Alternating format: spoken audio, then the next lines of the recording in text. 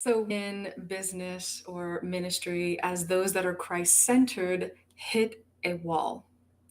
And I wanted to speak on what that wall looks like because many of you, like myself, we are fasting, we are praying, we are going through this whole process thinking that, you know, um, we're going to break through. We're going to break through.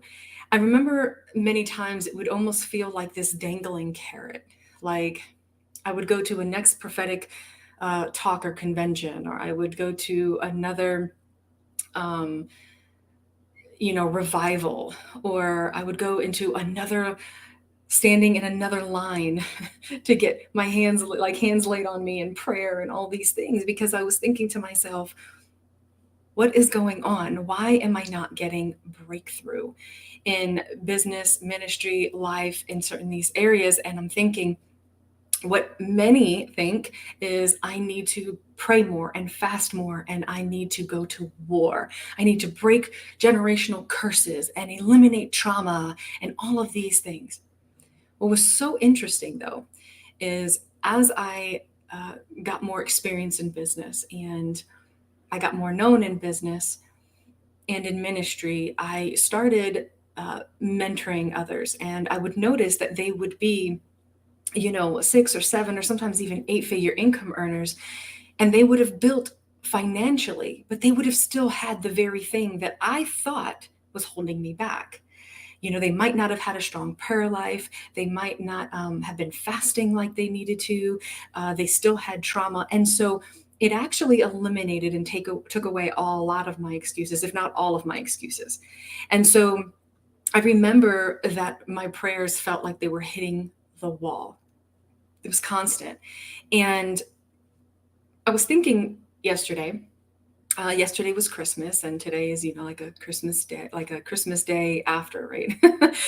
But it was so interesting. I'm not a big one proponent to celebrate Christmas. I think a lot has changed.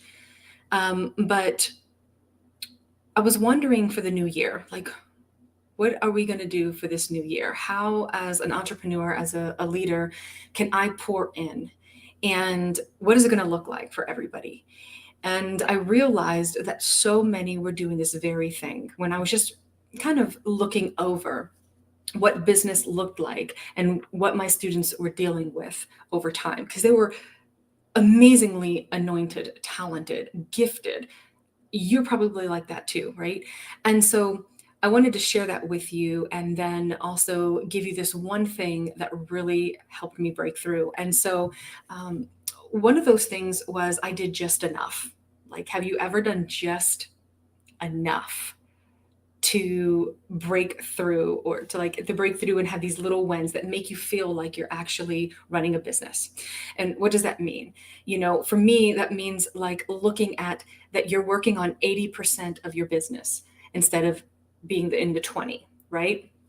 And so 80% of your time is all on the little remedial tasks, a lot of the administration and that type of thing. And I realized that I was hiding behind that because if I really made that 20%, if I really delegated all those administrative tasks and focused strictly on the task at hand, which was to build the organization that I was building, or write the book, or to do whatever it was that I knew that I was called to do, then I would have to actually face that. And so, maybe you're the same. And I noticed that I would just stay stuck on this hamster wheel, but it made me feel like I was still doing business because remember, I said it was just enough. Now, what did this actually look like? Well, um, it made me stay in hobby mode as well. Okay, so number one is just doing just enough. Working, meaning 80% of what you do is not even income producing. 80% of what you do is, not even really that effective. It's not even really getting you the clientele, but it's making you feel like you're in business. And so it could be really tricky, like really tricky. And Then the other part was I would say yes to God, and I'm like, yes, Lord. I, be worship and prayer and do all those things. And I never really looked at my business as a business. I operated it as a hobby. I showed up as a hobby. My lifestyle made it look like a hobby. Everything about it was hobby. And again, a lot of that can also be due to you staying in your 80%, which is all the other distracting tasks that can make you feel like you're doing something and you're really not. And so that allowed me, when I did all those things, that allowed me to justify through fear, like justify what I was doing. And there was an underlying fear. And so I would self sabotage. I would grow just enough and self sabotage. Why did I do that? So maybe you're different. Maybe you have something different. But the thought process, I wanted to be successful financially and mentally, physically, health wise, all those things. But what I noticed is, hey, if you are attractive and feminine, you can get taken advantage of. If you're attractive and feminine, you can't really show your intellect. So this is a lot of society, um, you know, precepts, right? I was raised with, if you have to work harder, um, and you're not going to really get ahead if you are, you're a minority, you're attractive, and you're a woman. And so it was like, So I remember letting myself get really, really overweight and unhealthy and probably not dressing very feminine and all that. But my heart's desire was like, oh my gosh, this is not how I want to be. I want to do this and do that. And I want to feel sexy and all those things. And so it went totally against my nature. So I was struggling like really, really hard through that process, because I was feeling like in order to be recognized intellectually that I had to forget all of my physical. The other thing that was really big was that made me look at my business and everything as a hobby and stay in that 80% was the fact that I saw that those that made a certain amount of money at a certain point, um, they would get divorced, or that was my experience, right? They would not be happy. They would be dealing with a whole bunch of other things. And it just didn't seem like it was a very good thing. So I equated having financials with an intellect and all of the giftings and things that I was really good at, the building and all of that, as uh, something totally different than what it truly is. And it's kind of like that whole saying of the root of evil is money, like that type of thing. It's like, wait, what? um, it's not having money is going to make you evil, right? And so I don't know if you can always comment below. I'd love to, hear your engagements, but those are things that I dealt with. And I knew that in 2024, this could not happen. And I'm thinking about like my students, I'm thinking about things that I hear from people, and this is what I hear. And I thought to myself, okay, we need to change this. So, number one, I want you to look at what you are called to do and how you want to do it. Do you want to write books? Do you want to be on stages and speak? Do you want to do course creation? What is that? There's no wrong answer. You can see that there's so much out there. There's not a wrong answer. And I want you to also remember that the church really does teach that everything is warfare. Everything is not warfare. You don't have to shandarabosata and go crazy at everything every single minute of the day. You're going to get tired. You need to choose your battles very wisely. The enemy is going to wear you down. I promise you. It happens every single time. And so what you want to look at is, yes, you're going to pray. Yes, you're going to fast, but I want you to forget all the other stuff. I want you to do this to be intimate with the Lord. I want you to do this to have a relationship with the Lord. Okay? So you're not going to fast for an outcome. You're not going to study to teach it. You're not going to pray because you're going through something. I want you to put all of that aside. The Word of God says, put aside everything that so easily besets you, right? So let's just put all that aside and let's just focus on the intimacy with the Lord. Okay? You don't have to try to prove yourself. You just enjoy the presence. And with that, in that state, I want you to allow yourself to just dream. Write down exactly what you're wanting to do in your business or ministry at whatever stage or phase that you're in. It doesn't really matter if you're expanding, if you're looking at trading, whatever that looks like for you. I want you to do that. Then I want you to look at it that you are not in a hobby. Your unique perspective and ability somebody needs. So you are not in a hobby. I want you to look at it as an actual business that you're doing. When you look at it from that perspective, just like you would work for anybody else, I want you to look at it like that. And when you do that, you're going to take a little bit more of a seriousness. You're going to then look at, what do you need to do to make this company successful? What is that mission that you have? I want to change the education system. I want to change the way that we do things, the way that we teach, the way that we operate, the way that we build. And so, what does that look like, right? What does it look like for me? Well, one, I had to lose weight. I had to be healthy. I had to take a look at things that were holding me back, relationships, judgments, all of those different things.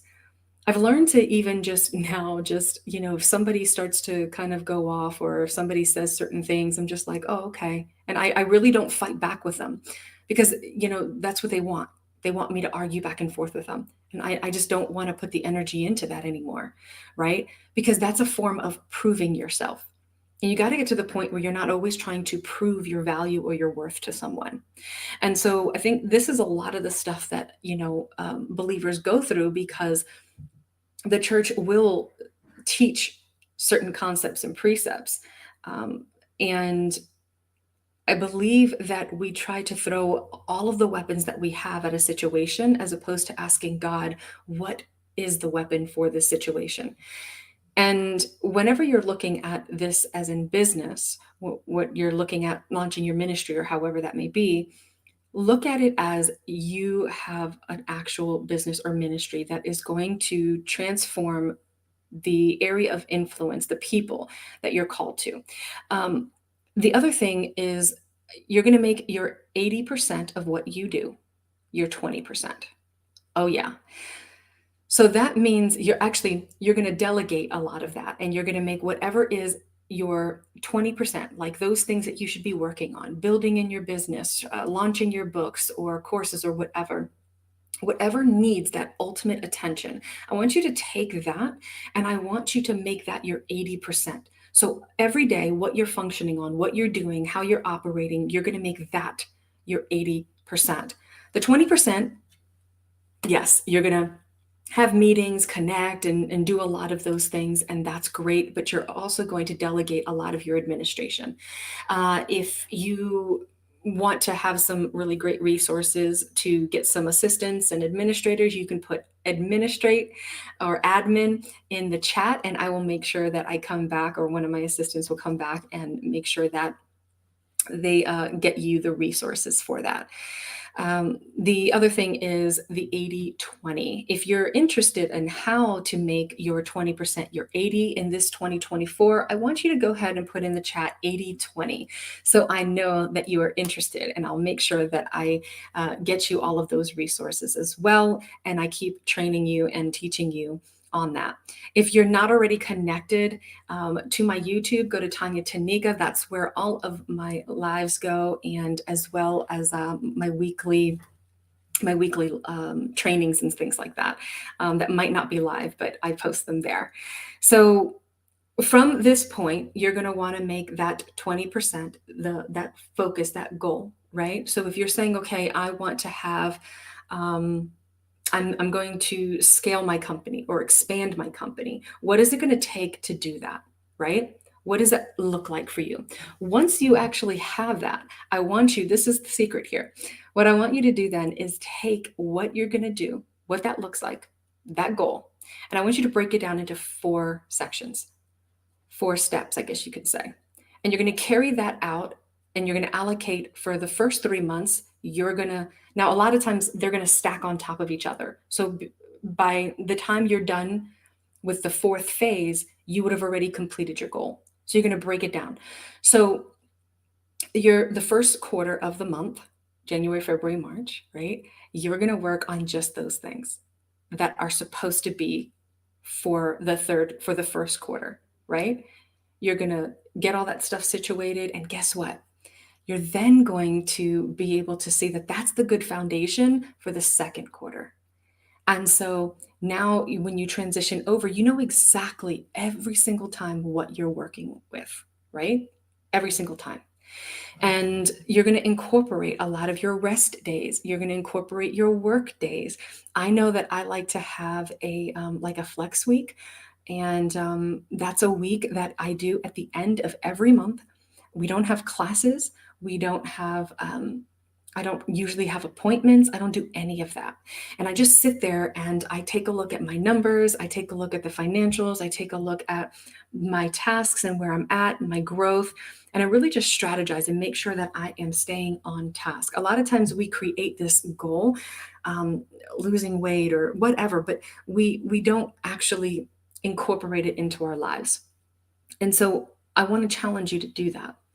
Go ahead and break down what you are called to do into four different phases for this new year. And you're going to see that it's going to be phenomenal because you're going to know exactly what to work on. And then at that point, you even know whether you need to continue working on it or do you need to delegate the rest. I know there's a lot of times, like for instance, I have a system that I'm launching with my program, School of Activation.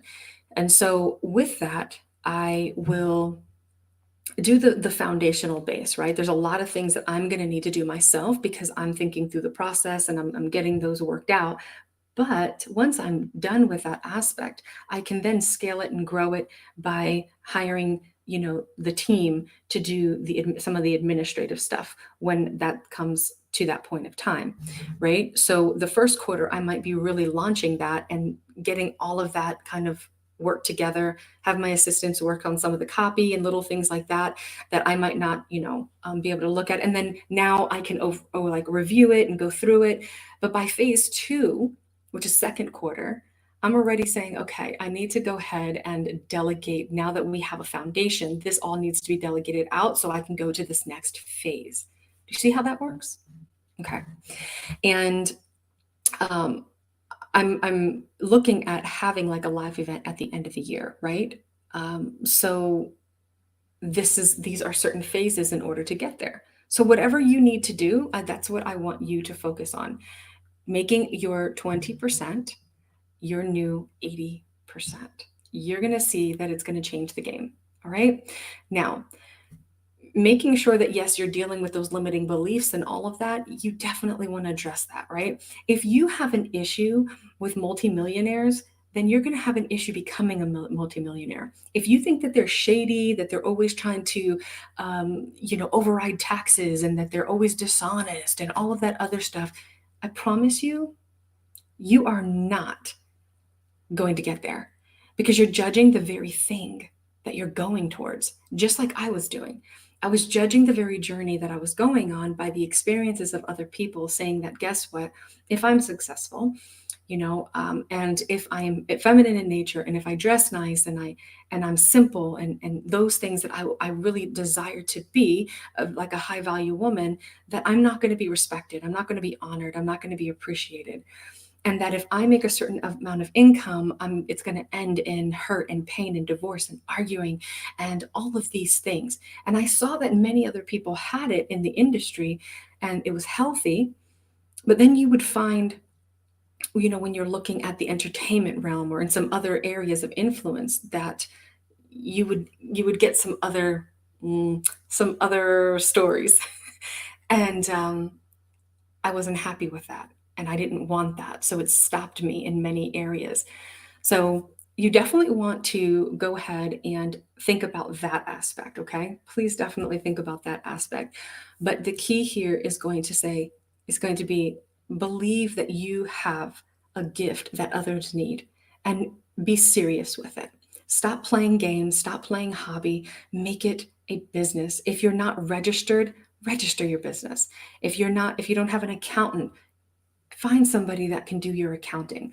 If you need to record some of your things in QuickBooks, start doing that, right? If you need to get a bank account, a business bank account, get a business bank account. Start doing the very things that you need to do that help you understand that it's a serious thing.